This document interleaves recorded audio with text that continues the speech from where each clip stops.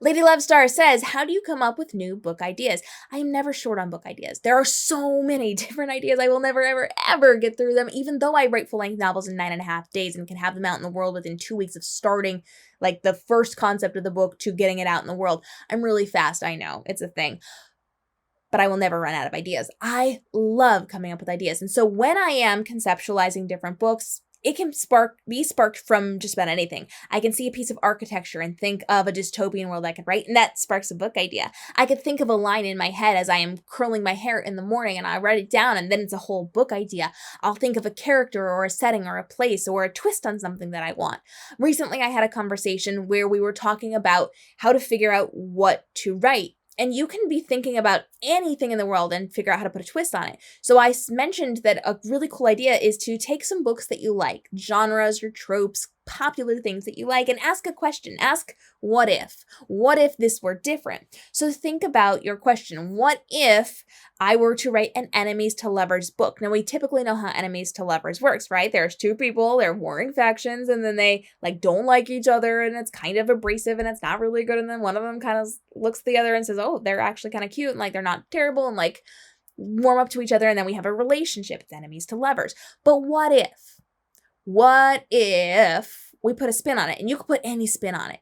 You could change locations, you could change settings, you could change a character. What if we gender swapped it? So typically in enemies to lovers, the guy is really vicious to the girl, right? So what if we started our story where the girl was the aggressor and she was really vicious to the guy and he warmed up at a different pace than is typical in an enemies to lovers relationship? What if we threw a monkey wrench in by saying that the best friend comes and ruins it, or the best friend is the one who is trying to push them together, or whatever? You can come up with anything. Literally pick one thing to change in that typical relationship for the trope that you're talking about, or the idea, or the whatever, and play that out. What if it's enemies to lovers, but it's all done through text message, a la a Cinderella story?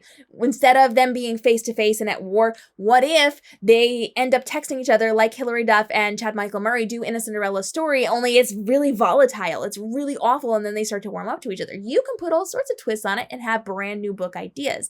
So you're just looking at things that you like and that you understand, and then asking yourself, what if? What if I do this? How does that change the story? And then you play out that story. But you can look around you and find inspiration from anything, literally anything. You could look at the ring lights in front of me and you could turn that into some kind of a story. What if, okay, here we go, now we're doing it. What if the ring lights have now inspired me to create a world in which these big lights are incredibly important? They're helping them to stay alive. So what setting would that be in? That would probably be a dystopian setting, right? And I'm thinking of domes. So let's think along the lines of the Match series, where people have to live in domes and they can't really go outside. And I'm thinking of some other dome books too, where it's toxic outside and you can't go outside, and you can't reach the sun, and all this nuclear stuff happened, and you can't be outside of these domes. What if outside of these domes they have these big old ring lights up in the sky, and that is taking the place of the sun because the sun is no longer giving off the nutrients that we need, and all the light and all the things, and our world cannot exist without these light sources. And so we've got these light sources illuminating the domes that we now live in, and something happens and now we have to fix it. That's a whole story we just created from a freaking ring light in front of my cameras. Guys, you can do anything. Pick something and then spin it out. Go as crazy as you can think of. Think of something insane and then play those things out and then bring it back down. How do you ground those things? So you can come up with ideas incredibly easy from anything. The water bottle next to you, the phone you're listening to me on. You can talk about, I don't know, what else do I have here? Sunglasses, okay? You can spin that into a story. You can challenge me down in the comments if you want. Drop some things in the comments and I'll spin a story out of it. But you can take all the things that people already know and change one aspect of it and then play it out and see how that goes. Because we know that books are built around genres and tropes and the expectations of the industry. There are things we like to see. Who hurt you? You can use these things and put spins on them and create your own totally unique, very interesting story. So play it out.